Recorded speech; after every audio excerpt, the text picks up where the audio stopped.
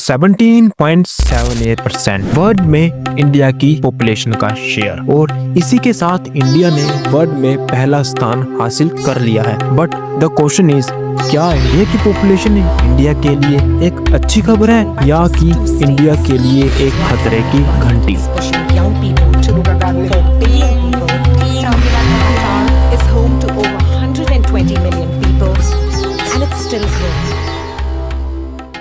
अंग्रेजों से चली एक लंबी स्वतंत्रता की लड़ाई में हम 1947 में आज़ाद हुए और आज़ादी के साथ निर्माण हुआ स्वतंत्र भारत का, बल्कि दुनिया में सबसे बड़ी डेमोक्रेसी का। बट इसी के साथ एक चीज़ हुई, जैसे जैसे साल बीतने लगे हमारी पॉपुलेशन भी बढ़ने लगी। जब हमारी इंडिया में 1871 में सेंसस हुआ तो उस टाइम इंडिया की पॉपुलेशन थी 25.5 करोड़, और 8th सेंसस जो कि 1931 में हुआ उस टाइम पॉपुलेशन इंक्रीज हुई 27.8 करोड़, और फिर आज़ादी के बाद 9th सेंसस हुआ और तब इंडिया की पॉपुलेशन इंक्रीज होकर हो गई 36.1 करोड़।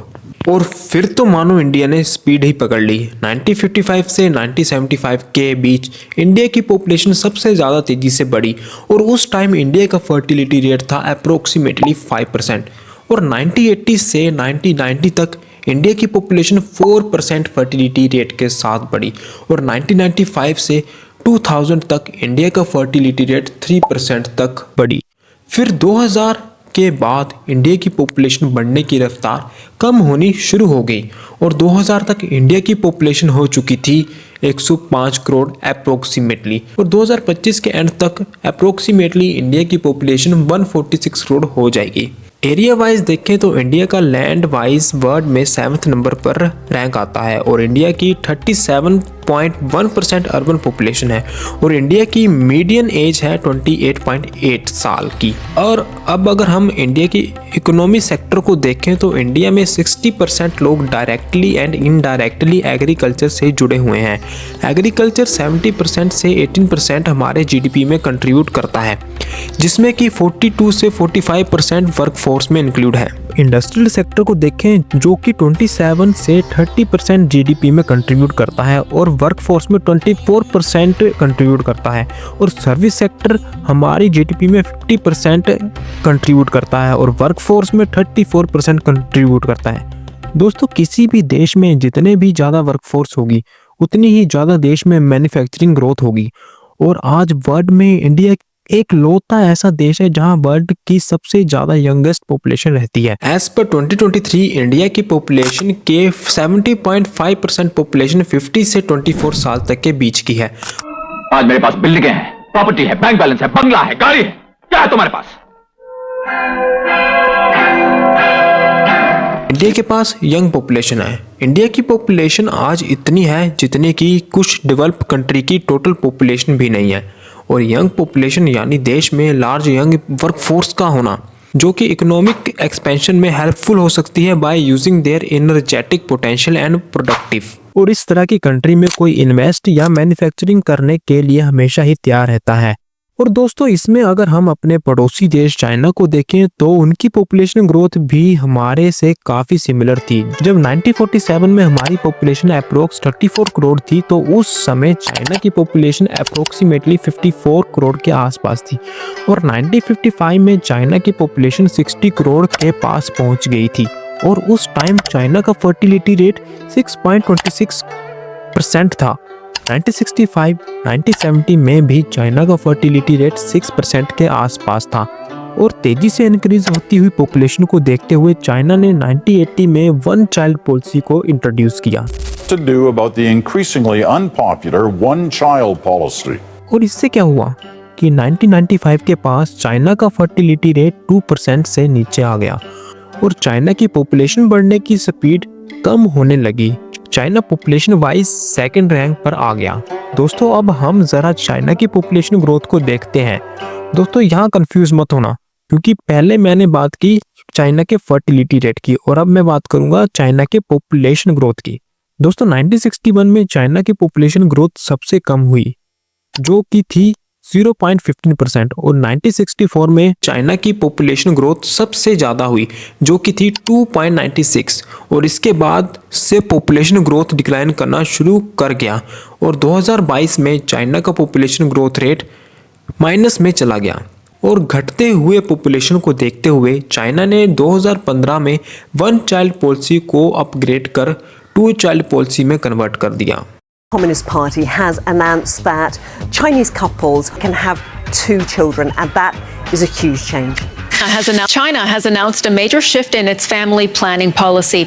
दोस्तों चाइना के इस स्टेप से चाइना की पॉपुलेशन में बहुत ही बड़ा इफेक्ट डला और इस स्टेप से चाइना ने पॉपुलेशन पर कंट्रोल किया। दोस्तों चाइना का अगर एज ग्रुप देखें तो चाइना में 0 से 14 ईयर के बीच 16.48% की पॉपुलेशन है और 15 से 64 के बीच में 69.4% की पॉपुलेशन है और 65 से ऊपर के एज ग्रुप में 14.11% की पॉपुलेशन है। और अगर हम इंडिया को देखें तो इंडिया में 0 से 14 एज के बीच में 25.31% की पॉपुलेशन है और 15 से 64 ईयर की 67.8% की पॉपुलेशन है और 65 से अबव की पॉपुलेशन की परसेंटेज 6.9% है, जिससे कि हमें यह पता लगता है कि इंडिया में यंग पॉपुलेशन चाइना के यंग पॉपुलेशन से ज़्यादा है, बट चाइना में ओल्ड पॉपुलेशन ज़्यादा है और इंडिया में old population as compare China से कम है। दोस्तों अब मैं यहाँ पर ज़्यादा डीप नहीं जाऊँगा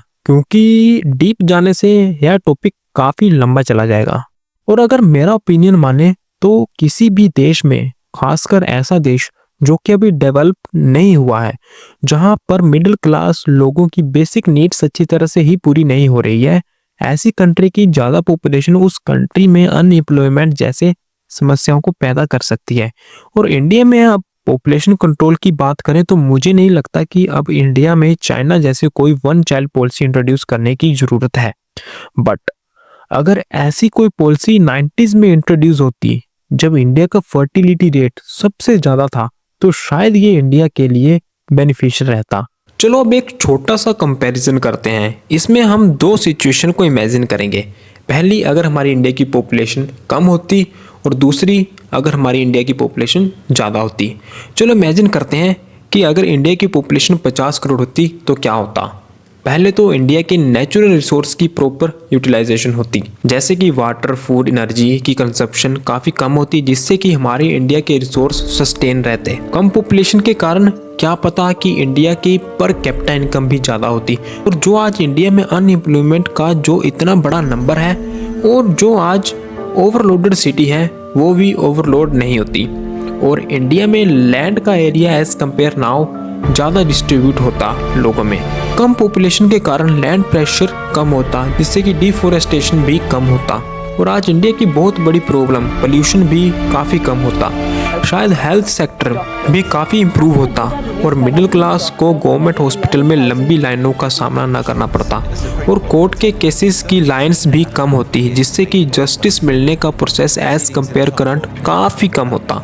दोस्तों यह तो हुई हाइपोथेटिकल बातें और यह सिर्फ एजम्पशन ही है जो कि रियलिटी नहीं हो सकती। बट दोस्तों अगर आप एक और सिचुएशन से सोचो, अगर पॉपुलेशन कम होती तो जो ब्रिलियंट्स माइंड इंडिया में जन्मे उनकी मात्रा भी कम होती और शायद मैं भी आज ना होता और इस वीडियो को भी नहीं बना रहा होता और जो आप वीडियो को देख रहे हैं क्या पता आप भी जन्मे ना होते। बट हमें हमारी इंडिया की गवर्नमेंट को हमारे यंग पॉपुलेशन के ऊपर ध्यान देने की ज़रूरत है, जो कि इस यंग पॉपुलेशन के ओल्ड एज में जाने से पहले ही करना होगा, क्योंकि जो ये यंग पॉपुलेशन है ये आगे चलकर ओल्ड एज में कन्वर्ट होगी, जिससे कि इंडिया को थोड़ी समस्या भी झेलनी पड़ सकती है। हाँ, अगर आप इंडिया की अनएम्प्लॉयमेंट की कंडीशन को जानना चाहते हैं तो यहाँ क्लिक करके आप उसे भी देख सकते हैं।